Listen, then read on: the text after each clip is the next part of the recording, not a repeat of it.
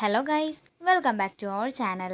Episode ആരംഭിക്കുമ്പോൾ കാണിക്കുന്നത് രാധിക അനാഥയാണെന്നും ദേവനാരായണന്റെ മകളല്ലെന്നും ആ സ്വാമി പറയുമ്പോൾ അവിടെയുള്ളൊരു തിരുമേനി പറയുകയാണ്, ദേ തിരുമേനി, തിരുമേനിക്ക് ദേവനാരായണൻ നമ്പൂതിരിയുമായിട്ടുള്ള വിരോധമൊക്കെ ഞങ്ങൾക്ക് എല്ലാവർക്കും അറിയാവുന്നതാണ്. അതിന്റെ പേര് ഇങ്ങനെയൊന്നും വിളിച്ചു പറയരുത്.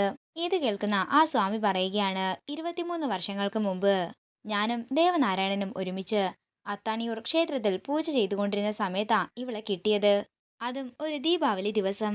അന്ന് ഞാൻ വിലക്കിയിട്ടും നെഞ്ചോട് ചേർത്ത് സ്വന്തം കുട്ടിയെന്ന് പറഞ്ഞ ആ കുട്ടിയാണ് ഇപ്പോൾ ഈ നിൽക്കുന്നത്. ഞാൻ പറഞ്ഞത് അസത്യമാണെങ്കിൽ ദേ നിൽക്കുകയല്ലേ നിങ്ങളുടെ ദേവനാരായണൻ തിരുമേനി, നിങ്ങൾ തന്നെ ചോദിക്ക്. അതേസമയം ദേവനാരായണനും യശോദയും മുത്തശ്ശിയും കൂടി അങ്ങോട്ടേക്ക് വരികയാണ്. തുടർന്ന് പ്രസിഡന്റ് പറയുകയാണ്, ദേ തിരുമേനി, അയാൾ പറയുന്നത് തിരുമേനി കേട്ടില്ലേ? തിരുമേനി തന്നെ ഈ ക്ഷേത്ര സന്നിധി വെച്ച് പറയണം, ദേവനാരായണൻ തിരുമേനിയുടെയും യശോദയുടെയും കുട്ടിയാണ് രാധികയെന്ന്. ഇത് കേൾക്കുന്ന ദേവനാരായണൻ പറയുകയാണ്, അല്ല, സ്വാമികൾ പറഞ്ഞതെല്ലാം ശരി തന്നെയാണ്, എന്റെയും യശോദയുടെയും കുട്ടിയല്ല രാധിക. ഇത് കേൾക്കുന്ന അവിടെയുള്ളവർ പറയുകയാണ്, അപ്പോ അച്ഛനും മകളും ചേർന്ന് ഇത്രയും നാളും ഇവിടെയുള്ള എല്ലാവരെയും പറ്റിക്കുകയായിരുന്നല്ലേ? കുലമേത ഗോത്രമേത എന്നറിയാത്തവളെയാണല്ലോ ക്ഷേത്രത്തിന്റെ അകത്ത് കയറ്റിയത്. ഇത് കേൾക്കുന്ന മുത്തശ്ശി ദേഷ്യത്തോടെ രാധികയുടെ അടുത്തേക്ക് ചെന്ന് രാധികയുടെ മുഖമടക്കി ഒന്ന് കൊടുക്കുകയാണ്. കുടുംബം പിടിച്ചപ്പോ നിനക്ക് സമാധാനമായി കാണുമല്ലോ. അത്രയും പറഞ്ഞുകൊണ്ട് രാധികയെ ക്ഷേത്രത്തിന് പിടിച്ച് പുറത്താക്കുകയാണ് മുത്തശ്ശി. തുടർന്ന് പ്രസിഡന്റ് പറയുകയാണ്, ഇനി ദേവനാരായണൻ തിരുമേനി ഇവിടെ പൂജ ചെയ്യണോ വേണ്ടയോ എന്നൊക്കെ നോക്കിയിട്ട് പറയാം. തുടർന്ന് രാധിക തന്റെ കണ്ണനോട് ചോദിക്കുകയാണ്, കണ്ണ, ഞാൻ വേണ്ടെന്ന് പറഞ്ഞതില്ലേ, നീയായിട്ടല്ലേ എന്നെ കൊണ്ട് ഇതെല്ലാം ചെയ്യിപ്പിച്ചത്? എന്റെ അച്ഛൻ ആരാ? എന്നെ ഉപേക്ഷിച്ചു പോയ എന്റെ അമ്മ ആരാ? അതേസമയം അഖിലിന്റെ ഫോട്ടോയ്ക്ക് മുന്നിൽ വിളക്ക് തെളിയിക്കുകയാണ് ശ്യാമ. അഖിൽ സാർ, ഓരോ വർഷവും തിരികൊളുത്തുമ്പോൾ ഞാൻ പറയാറുണ്ട് അടുത്ത വർഷം നമ്മുടെ മകൾ കൂടെ കാണുമെന്ന്. ഇത്തവണയും എന്നെ കൊണ്ടത് സാധിച്ചില്ല എന്ന് പറഞ്ഞുകൊണ്ട് ശ്യാമ പൊട്ടിക്കരയുമ്പോൾ അശ്വതി അങ്ങോട്ടേക്ക് വരുന്നു. ശ്യാമയുടെ വിജയകഥകൾ എല്ലാവരും എഴുതി പിടിപ്പിക്കുന്നുണ്ട്. പക്ഷേ എന്നോളം തോറ്റ ഒരാള് ഈ ഭൂമിയിലുണ്ടോ അശ്വതി ചേച്ചി? ശ്യാമേ, നീ പ്രതീക്ഷ കൈവിടാതെ, എത്ര വൈകിയാലും നിന്റെ മകൾ നിന്റെ അടുത്ത് തന്നെ എത്തും. ഇത് കേൾക്കുന്ന ശ്യാമ വിഷമത്തോടെ അശ്വതിയെ നോക്കുകയാണ്. പിന്നീട് കാണിക്കുന്നത് തറവാടാണ്. അങ്ങനെ വരുണിന്റെ അച്ഛൻ പരമേശ്വരനും വരുണിന്റെ അമ്മയും തറവാട്ടിലേക്ക് എത്തിയിരിക്കുകയാണ്. എത്ര വർഷങ്ങൾക്ക് ശേഷമാ നമ്മളിപ്പോ ഇങ്ങോട്ടേക്ക് വരുന്നത്? അന്ന് എന്റെ കൈ പിടിച്ച് തല കുനിച്ചുകൊണ്ട് ഈ വീട്ടിൽ കയറിയത് തനിക്ക് ഓർമ്മയുണ്ടോ എന്ന് പരമേശ്വരൻ ചോദിക്കുമ്പോൾ വരുണിന്റെ അമ്മ പറയുകയാണ്, അതെങ്ങനെ മറക്കാനാകും? 10 ദിവസമെങ്ങോ എടുത്തിട്ടുണ്ട് ഞാൻ ഈ വീട് മുഴുവൻ ചുറ്റിക്കാണാൻ. അതേസമയം മറ്റൊരു കാറ് അങ്ങോട്ടേക്ക് വരികയാണ്. കാറിൽ നിന്നും ഒരു പെൺകുട്ടി ഇറങ്ങുന്നു. മോളെ, സൂര്യ എവിടെയെന്ന് വരുണിന്റെ അമ്മ ചോദിക്കുമ്പോൾ കാറിലുണ്ട്, അല്ലാതെ എവിടെ പോകാനാണെന്ന് ആ പെൺകുട്ടി പറയുന്നു. തുടർന്ന് ആ പെൺകുട്ടി ബിജു എന്ന് ഡ്രൈവറിനെ വിളിക്കുമ്പോൾ ഡ്രൈവർ വീൽ ചെയർ എടുത്ത് പുറത്തേക്ക് വെക്കുകയാണ്. അതേസമയം ചന്ദ്രശേഖറിന്റെ മകൻ പുറത്തേക്ക് വരുന്നു.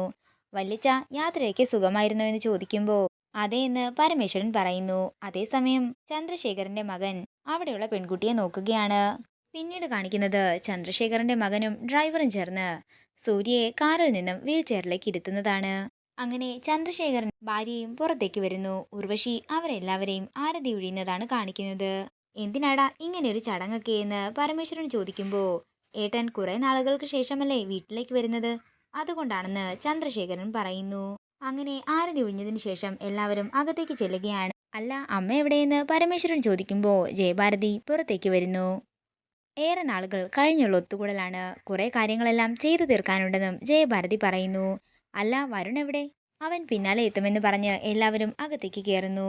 വരുൺ എത്രയും പെട്ടെന്ന് വന്നാൽ മതിയായിരുന്നെന്ന് സൂര്യ പറയുകയാണ്. പിന്നീട് കാണിക്കുന്നത് കൽപ്പനയുടെയും സൂര്യയുടെ മുറിയാണ്. കൽപ്പന ഒരുങ്ങുന്ന കാണുമ്പോൾ കുറെ നേരമായല്ലോ എന്ന് സൂര്യ ചോദിക്കുന്നു.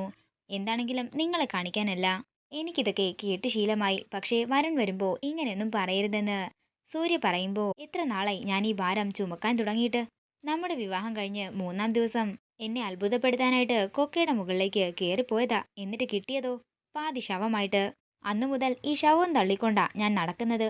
കണിമംഗലം പരമേശ്വരന്റെ കൊട്ടാരത്തിലേക്ക് അഗതിയായിട്ട് കയറി വന്നതല്ല ഞാൻ. തുല്യം തുല്യം നിൽക്കുന്ന കുടുംബത്തിൽ നിന്ന് തന്നെയാ എന്നെയും കൊണ്ടുവന്നത്. എല്ലാവരുടെ മുമ്പിൽ കൽപ്പന അഹങ്കാരിയാണ്, പക്ഷേ ഞാനും ഒരു പെണ്ണാണ്, എനിക്കും കുറെ ആഗ്രഹങ്ങളൊക്കെ ഉണ്ടാകും. അതുകൊണ്ട് എനിക്ക് സന്തോഷം കിട്ടുന്ന പല കാര്യങ്ങളും ഞാൻ ചെയ്യുമെന്ന് കൽപ്പന പറയുന്നു. പിന്നീട് കാണിക്കുന്നത് വരുൺ തറവാട്ടിലേക്ക് വരുന്നതാണ്. അതേസമയം റോഡ് സൈഡിൽ കൂടെ പോയിക്കൊണ്ടിരുന്ന കുറച്ചു കുട്ടികളുടെ ദേഹത്ത് ചെളി തെറിപ്പിച്ച് ഒരു വാഹനം പോകുന്നു.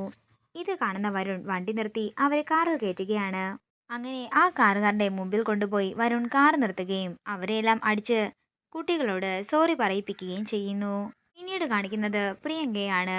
അങ്ങനെ പ്രിയങ്ക ഓഡിഷനിൽ സെലക്ട് ആവുകയാണ്. സന്തോഷത്തോടെ പ്രിയങ്ക അവിടെ നിന്ന് ഇറങ്ങുമ്പോൾ അവിടെ ദേവനാരായണന്റെ വീട്ടിൽ ക്ഷേത്ര കമ്മിറ്റിക്കാരെല്ലാം വന്ന് ദേവനാരായണനുമായിട്ട് വാക്തർക്കത്തിൽ ഏർപ്പെടുകയാണ്.